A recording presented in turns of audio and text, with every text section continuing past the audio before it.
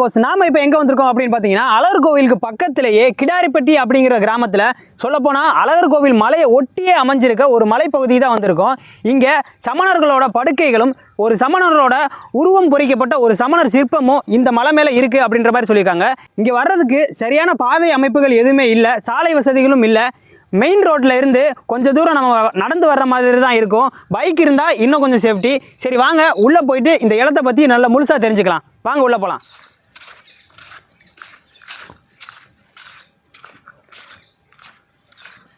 இங்கேருந்து அப்படியே நம்ம உள்ளே போகணும். ஒரு காட்டுக்குள்ளே இருக்கிற மாதிரி தான் ஒரு ஃபீலிங் கிடைக்குது. ஏன்னா இங்கே சுற்றி ஒரு 1.5 கிலோமீட்டருக்கு சுற்றி காடு தான். அந்த காட்டுக்கு உள்ளே போய் தான் சொல்லப்போனால் அழகர் கோவில் மலைன்றது அந்த பக்கம் இருக்குது. உங்களுக்கு பார்த்தாலே தெரியும். அந்த பின்பக்கம் இருக்கிறது தான் அழகர் கோவில் மலை. அதை ஒட்டியே இருக்கிறது இந்த மலை. சொல்லப்போனால் அழகர் கோவிலுக்கு அப்படியே பேக் சைடில் நம்ம இருக்கோம்.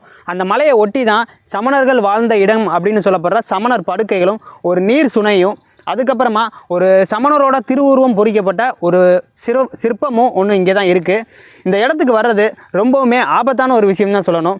ஏன்னா ரொம்பவுமே ஒரு சேஃப்டியாக வரணும் அப்படின்னா ஒரு 4-5 பேரோட சேர்ந்து ஃப்ரெண்ட்ஸோடு சேர்ந்து வந்த ஒரு சேஃப்டியாக கிடைக்கும்.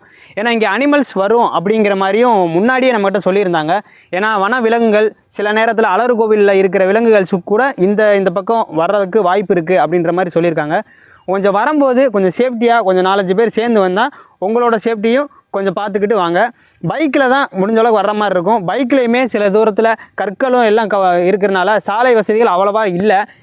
நம்ம கொஞ்சம் பார்த்து நடந்து கேர்ஃபுல்லாக தான் வந்தாகணும். காரில் வந்தீங்க அப்படின்னா அதை மெயின்லேயே நிப்பாட்டி 1.5 கிலோமீட்டருக்கு நடந்து தான் உள்ளே வரணும். சரி வாங்க, இப்போ நம்ம உள்ளே வந்துட்டோம்.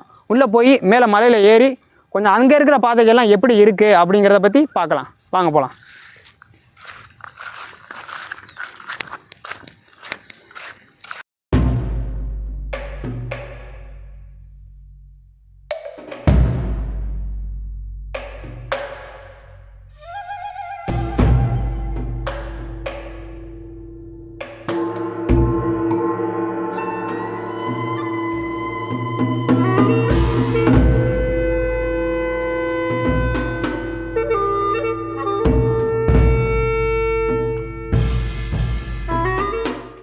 நம்ம பக்கத்தில் வந்துட்டோம்.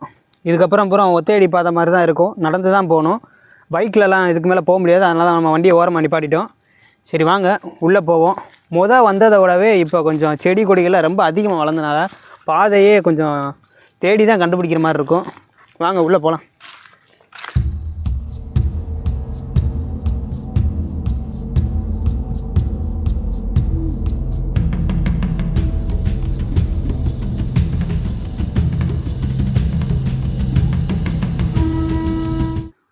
இந்த இடத்துக்கு போவோம். இந்த பார்த்துட்டோம். அந்த இடத்துல தான் படி இருக்குது. இங்கேருந்து படி ஏறி தான் போகணும் மலைக்கு.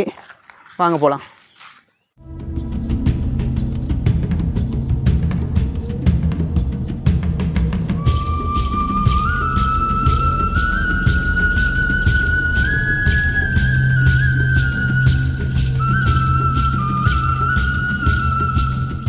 ஸோ அந்த வழியாக தான் நம்ம வந்தோம். அங்கே ஒரு பாதை தெரியுதா? இந்த பாதை வழியாக தான் நம்ம வந்தோம். இதுக்கு அங்கிட்டு இன்னும் 1 கிலோமீட்டரில் தான் இருக்குது அந்த மெயின் ரோடு. இது வழியாக தான் நம்ம இப்போ வந்திருக்கோம். இப்போ நம்ம போகிறது இங்கேருந்து அப்படியே கீழே இறங்கி அந்த சைடு இருக்கும் ஒரு பாதை இருக்கும். அந்த வழியாக போய் தான் சமணர் சிற்பத்தையும் சமணர் படுக்கையும் நம்ம பார்க்க போகிறோம். வாங்க போகலாம்.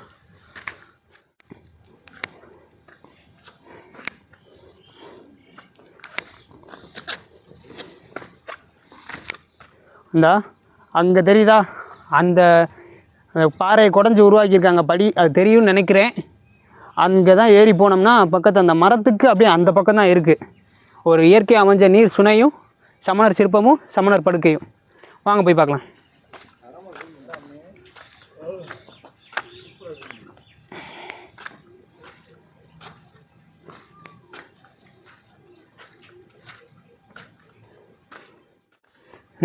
இந்த இரும்பு கம்பி படிக்கட்டுகளை வச்சு கீழே இறங்கணும். இதை பிடிச்சிட்டு தான் கீழே இறங்கணும்.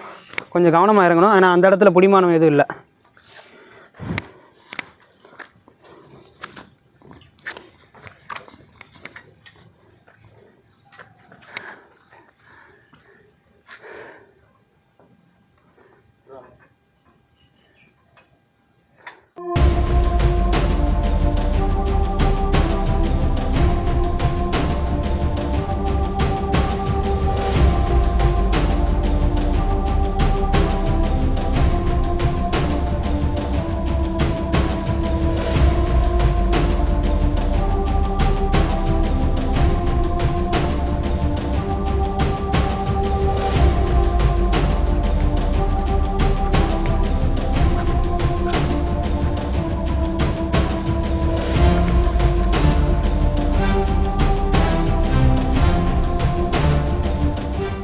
வழியாக நம்ம மலை உச்சியில் இருக்கிற அந்த குகைக்கு வந்துட்டோம். இப்போ எனக்கு பின்னாடி இருக்கிறது தான் அந்த சுனை நீர் தேக்கம்ன்றது. அந்த இடத்துல தான் இருக்குது தண்ணி. வாங்க உள்ளே போய் பார்க்கலாம்.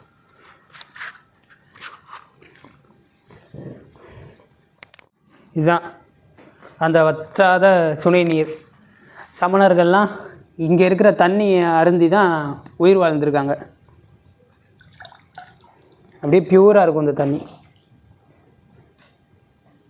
அவ்வளோ குளிர்ச்சியாக இருக்கும், சின்ன கலங்கள் கூட இல்லை. நம்ம ஆளுங்க இங்கே வந்துட்டு அங்கங்கே போட்ட பிளாஸ்டிக்கிலும் வாட்டர் கேன் மட்டும்தான் இருக்குது.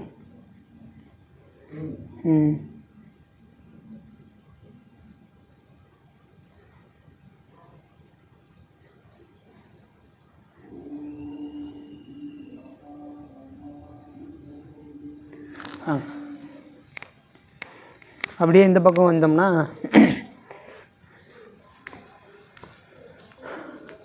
இந்த இடத்துல இருக்கும் சமணர் படுக்கைகள்லாம் இருக்கும். இந்த இடத்துல இருக்குது. இதோ அங்கங்கே நம்ம ஆளுங்க பண்ண வேலைகள் தான் அதிகமாக இருக்குது. இந்த இடத்துல ஒரு சமணர் படுக்கை இருக்குது, அதுக்கு பக்கத்தில் இன்னொரு சமணர் படுக்கை இருக்குது. இது வந்து மழை நீர் போகிறதுக்கான வடிகால், அப்படியே கீழே வரைக்கும் போகும். இப்போ இந்த இடத்துல கொஞ்சம் மேடானதுனால இது போகிறதுக்கு வழி இல்லாமல் இருக்குது. இந்த வழியாக தான் தண்ணி வரும். தண்ணி வந்து அப்படியே மலைக்கு கீழே போகும், இல்லைன்னா சுனை நீருக்கு போயிடும். அப்படியே அதுக்கு பக்கத்தில் பார்த்தோம்னா ஒரு சின்ன குகை போன்ற அமைப்பில் ஒரு 2 இருக்குது. அதில் ஒரு சின்ன சிவலிங்கம், ஒரு பாறையிலேயே பொறிக்கப்பட்ட ஒரு சிவலிங்கமும் இருக்குது. இதோ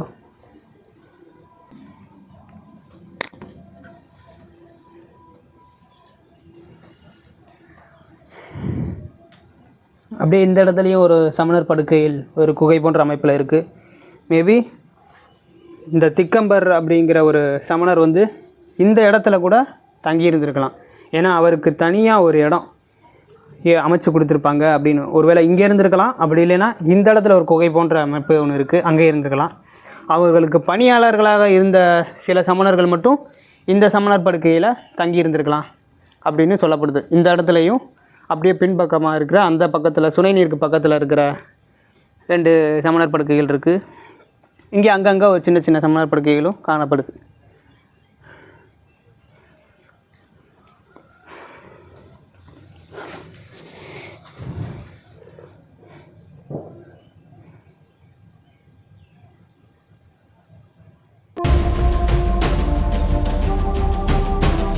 இங்கே இருக்க ஒரு பாறைகளில் மலைப்பகுதியில் மட்டும் கொஞ்சம் வித்தியாசமாக வழுக்கிற மாதிரி ஒரு அமைப்பில் இருக்குது. இது பழங்காலத்து ஓவியங்கள் தான். ஏன்னா இது செம்மனாக இருந்துருந்துச்சு அப்படின்னா இந்நேரம் கரைஞ்சி ஓடி இருக்கும். ஆனால் இது கரையாமல் அப்படியே நிற்கிது. ஒருவேளை செம்மனாக இருந்துருந்துச்சுன்னா இந்நேரம் நேற்று பெஞ்ச மலையிலேயே கூட அழிஞ்சிருக்க வாய்ப்பு இருக்குது. எகிப்தில் இருக்கிற, நீங்கள் பார்த்துருப்பீங்கன்னு நினைக்கிறேன், எகிப்தில் இருக்கிற ஓவியங்கள் மாதிரி அந்த அமைப்பிலே தான் இருக்கும்.